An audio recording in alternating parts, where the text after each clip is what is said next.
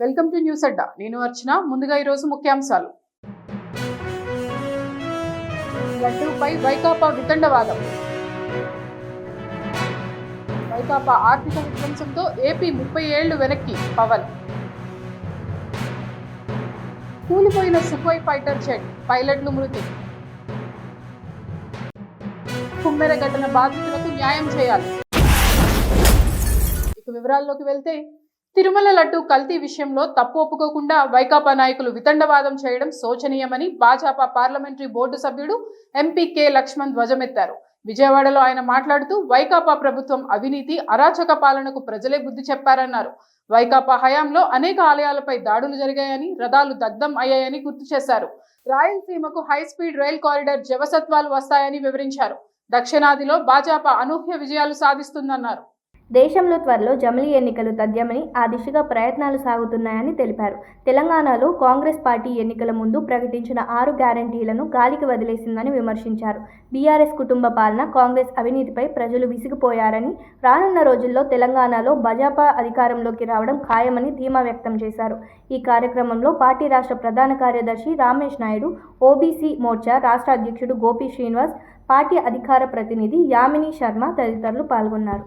చర్యలు ఏ రకంగా ఆంధ్రప్రదేశ్ కేంద్రంగా మారిందో దాన్ని సరిదిద్దుతూ ఈ అభివృద్ధిని గాడిలో పెట్టి స్వర్ణాంధ్రప్రదేశ్గా వికసిత్ భారత్లో భాగస్వామ్యం చేసేదానికి ప్రజల సహకారంతో ముందుకు పోతున్న సందర్భంలో చేసిన తప్పును ఒప్పుకోకుండా, చేసిన తప్పుకు క్షమాపణలు కోరుకోకుండా, మరి ఆ పవిత్రమైనటువంటి ఇవాళ కలియుగ దైవమైనటువంటి ఆ వెంకటేశ్వర స్వామి మరి ఆ తిరుపతిలో ఆ కల్తీ నెయ్యి విషయంలో ఏ రకంగా ఈరోజు తప్పును గ్రహించి క్షమాపణ కోరే బదులుగా రాజకీయపరమైన ఎదురుదాడికి పూనుకుంటున్నారో ప్రజలు గమనిస్తున్నారు. వైకాపా ఆర్థిక విధ్వంసంతో రాష్ట్రం 30 ఏళ్లు వెనక్కి వెళ్లిందని డిప్యూటీ సీఎం పవన్ కళ్యాణ్ విమర్శించారు. ద్రవ్య వినిమయ బిల్లుపై శాసనసభలో ఆయన మాట్లాడారు. గత ప్రభుత్వం 9 లక్షల కోట్ల మేర అప్పులు మాపై ఉంచి వెళ్లింది. 35,000 కోట్ల బిల్లులు పెండింగ్ లో పెట్టారు. మేము 25,000 కోట్ల బిల్లులు చెల్లించాం. వైకాపా ప్రభుత్వం రాష్ట్ర వాటా ఇవ్వకపోవడం వల్ల వేల కోట్ల నిధులు నిరుపయోగమయ్యాయని అన్నారు. జలజీవన్ మిషన్ పథకాన్ని గత ప్రభుత్వం నిర్వీర్యం చేసింది. ఈ పథకానికి కూటమి ప్రభుత్వం ప్రాధాన్యత ఇస్తోంది. పయ్యావుల కేశవ్ ప్రవేశపెట్టిన బడ్జెట్ 5 కోట్ల ప్రజల ఆకాంక్షలు నెరవేర్చేలా ఉంది. ఆర్థిక ఇబ్బందులున్న 3.32 లక్షల కోట్ల బడ్జెట్ ప్రవేశపెట్టారు. న్యాయశాఖకు కూటమి ప్రభుత్వం చాలా ప్రాధాన్యత ఇస్తోంది. కొత్తగా కోర్టు భవనాల నిర్మాణాలు కొనసాగుతున్నాయి అని పవన్ అన్నారు. వైకాపాలోని కొందరు ఇష్టం వచ్చినట్లు తిట్టి కులం వెనుక దాక్కుంటున్నారని పవన్ ఆరోపించారు. జాగ్రత్తగా వాడాలి, ఎంత జాగ్రత్తగా ప్లాన్ చేయాలన్నది బడ్జెట్ చాలా తెలియజేస్తుంది అధ్యక్ష. ఈ ప్రభుత్వం దూరదృష్టి, దక్షత, దార్శనికత ఉంటే గత ప్రభుత్వం ధ్వంసం, విధ్వంసం, విచ్ఛిన్నంతో కూడిన ప్రభుత్వం. మనకు వాళ్ళు వదిలేసి వెళ్ళింది 9.74 లక్షల కోట్ల అప్పులు అధ్యక్ష. 2014-19 మధ్య చేసుకున్న విద్యుత్ కొనుగోలు ఒప్పందాలను గత ప్రభుత్వం ఇష్టానుసారం రద్దు చేయడం ద్వారా విద్యుత్ సరఫరాలో లోటుపాట్లు వచ్చాయి. దీనికోసం విద్యుత్ కొనుగోళ్ల పేరిట అధిక ధర చెల్లించే బాధ్యత లేని ఆ వ్యక్తులకి చేసిన కొనుగోళ్ల కారణంగా డిస్కమ్స్కి 12,250 కోట్ల నష్టం వాటిల్లింది. ఈ 5 ఏళ్ల అసమర్థ విధానాల కారణంగా విద్యుత్ పంపిణీ సంస్థలు దాదాపు 1.29 లక్షల కోట్ల మేర నష్టపోయాయి. ఈ భారాన్ని విద్యుత్ బిల్లుల రూపంలో మళ్లీ ప్రజల మీదనే మోపారు. కూటమి ప్రభుత్వం వచ్చిన తర్వాత ఈ విధానాలను రద్దు చేసి ట్రూ అప్ ఛార్జీని పూర్తిగా ఎత్తివేయడమే కాకుండా రాష్ట్ర చరిత్రలో ఎన్నడూ లేని విధంగా ట్రూ డౌన్ పేరిట ప్రజలపై విద్యుత్ బిల్లుల భారాన్ని తగ్గించినారు. వాళ్ళ నిర్లక్ష్య, అసమర్థ పాలన వల్ల, ఆర్థిక విధ్వంసం వల్ల రాష్ట్ర అభివృద్ధి 30 ఏళ్లు వెనక్కి నెట్టవేయబడి. ఇది మనం శ్వేతపత్రంలో ఉన్న వివరాల ప్రకారం, మన జూలై 24 శ్వేతపత్రం ఉన్న వివరాల ప్రకారం వెళ్లిపోయిన పాలకులు దాదాపు 9,74,000 కోట్ల అప్పులు మన మీద వేసిపోయారు. అందులో వివిధ శాఖల పరిధిలో పనులు చేయించుకుని కాంట్రాక్టర్స్ కి, వెండర్స్ కి వాళ్ళు చెల్లించకుండా వదిలి వెళ్లిన అప్పులే 1,35,000 కోట్ల రూపాయలు ఉన్నాయి. అందులో కూటమి ప్రభుత్వం ఏర్పడిన తర్వాత 25,000 కోట్ల రూపాయలు ముఖ్యమంత్రి గారి నాయకత్వంలో అప్పులు తిరిగి చెల్లించగలిగాం అధ్యక్ష. జలజీవన్ మిషన్ సైతం గత పాలకులు నిర్వీర్యం చేశారు. ఒకసారి రివ్యూస్ చేస్తామంటే 2019-24 మధ్య ఈ పథకం కింద కేంద్ర ప్రభుత్వం 27,000 కోట్లు కేటాయిస్తే కేవలం వాళ్ళు 4,000 కోట్లు మాత్రమే ఖర్చు చేశారు. అందులో కేంద్రం ఇచ్చిన గ్రాంట్ దాదాపు 2,000 కోట్ల రూపాయలు ఉంది. ముందస్తుగా ఒక 3,000 బాగా గొంతెండిన గ్రామాలను గుర్తించాం అధ్యక్ష. వాటికి మేము ఉన్న దాంట్లో వాటర్ షెడ్ మేనేజ్మెంట్ కానీ, లేదంటే ఉన్న pipe lines, internal pipe lines కానీ ఇవన్నీ చేయడానికి ప్రణాళికలు సిద్ధం చేస్తున్నాం. మేము కోరుకుంటున్నాం వాయుసేనకు చెందిన సుఖోయ్ 30 MKI యుద్ధ విమానం గల్లంతైన సంగతి తెలిసిందే. తాజాగా అది కూలిపోయిందని ఇండియన్ ఎయిర్ ఫోర్స్ ప్రకటించింది. అస్సాంలోని కర్బీ ఆంగ్లాంగ్ జిల్లాలో ఈ ఘటన జరిగినట్లు తెలిపింది. జోర్హాట్ నుంచి బయలుదేరిన కొద్దిసేపటికే ఈ యుద్ధ విమానం గల్లంతైంది. రాడార్తో సంబంధాలు తెగిపోయాయని అధికారులు పేర్కొన్నారు. ఈ క్రమంలో గాలింపు చర్యలు చేపట్టారు. జోర్హాట్ వైమానికి స్థావరానికి 60 కిలోమీటర్ల దూరంలో ఉన్న కర్బీ ఆంగ్లాంగ్ కొండ ప్రాంతంలో ఇది కూలిపోయినట్లుగా తాజాగా గుర్తించారు. ఈ ఘటనలో 2 పైలట్లు ప్రాణాలు కోల్పోయారు.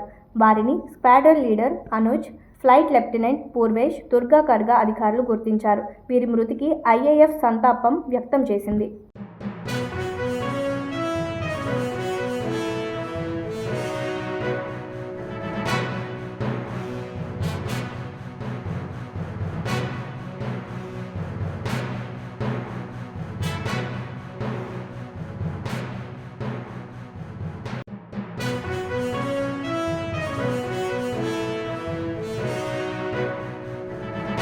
నాగర్ కర్నూలు జిల్లా కుమ్మెరలో 2 నెలల పసికందు మృతికి బాధ్యులను కఠినంగా శిక్షించాలని, బాధితులకు న్యాయం చేయాలని, కేసు విచారణలో నిర్లక్ష్యం వహించిన పోలీసులను సస్పెండ్ చేయాలని రజక వృత్తిదారుల సంఘం, ఇతర ప్రజా సంఘాల నాయకులు ప్రభుత్వాన్ని డిమాండ్ చేశారు. గురువారం వీరు హైదరాబాద్ ట్యాంక్ బండ్ పై ఉన్న అంబేద్కర్ విగ్రహం వద్ద ఆందోళన చేపట్టారు. ఒక్కసారిగా రోడ్డుపై బైఠాయించి ట్రాఫిక్ ను నిలిపివేశారు. అప్రమత్తమైన పోలీసులు ఆందోళనకారులను బలవంతంగా అదుపులోకి తీసుకొని వ్యాన్లలో ఎక్కించి స్థానిక పోలీస్ స్థానాలకు తరలించారు. సంఘం నేతలు ఆశయ్య, గోపాల్లు మాట్లాడుతూ పసికందును హత్య చేసిన నిందితులను అరెస్టు చేసి బాధిత కుటుంబానికి న్యాయం చేసే వరకు ఉద్యమం ఆగదని హెచ్చరించారు. ట్యాంక్ బండ్ అంబేద్కర్ విగ్రహం వద్ద ఆందోళన చేసిన వారిలో కొందరు పోలీసుల కళ్ళుగప్పి ప్లాకార్డులు ప్రదర్శిస్తూ సచివాలయం ముట్టడికి బయలుదేరగా పోలీసులు అడ్డుకోవడంతో తోపులాట జరిగింది. సిపిఎం రాష్ట్ర కార్యదర్శి జన్వేస్లీ, ఇతర నాయకులు చిక్కడపల్లి ఠాణాకు వెళ్లి ఆయా నేతలను కలిసి మద్దతు తెలిపారు. కుమ్మెర సర్పంచి రామ్రెడ్డి సహా నిందితులపై ఇప్పటి వరకు SC/ST అట్రాసిటీ కేసు గాని, హత్య కేసు గాని నమోదు చేయకపోవడం ఏమిటని ప్రశ్నించారు.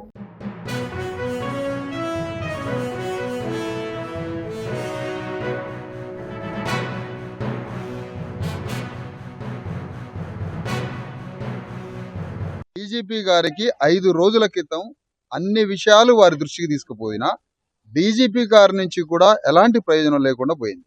నిందితుల్ని అరెస్ట్ చేయలేదు, మర్డర్ కేసు నమోదు చేయలేదు, SC/ST అట్రాసిటీ కేసు ఏ వంకలు చూపిస్తున్నారు.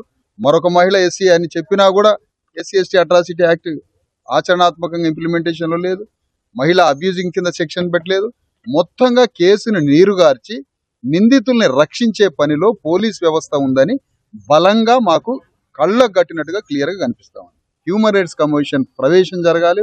వారు హ్యూమన్ రైట్స్ కమిషన్ రికమెండేషన్స్తో తొందరగా మా పని కావాలని మిలాడ్ని మేము అందరం కోరాము. పేరుకే తూతూ మంత్రంగా 3 అరెస్ట్ చేసి ఇంకా 5 మందిని అరెస్ట్ చేయలేదు కాబట్టి బడుగు బలహీన వర్గాలు మా SC సోదరిమణులు కాబట్టి మేము వాళ్ళకు సపోర్ట్ గా ఉంటామని మీ ద్వారా తెలియజేస్తున్నాము. నిరసన జరుగుతున్న రజకులను అరెస్ట్ చేసి పోలీస్ స్టేషన్ తీసుకుపోయారు బేషరతుగా. లేకపోతే రేవంత్ రెడ్డి ఇల్లు పుట్టడి కూడా చేస్తాం, ఈ రజకుల సత్తా ఏంటో కూడా చూపిస్తామని చెప్పి ఈ రాష్ట్ర ముఖ్యమంత్రికి ఈ వేదిక ద్వారా హెచ్చరించడం జరుగుతుంది.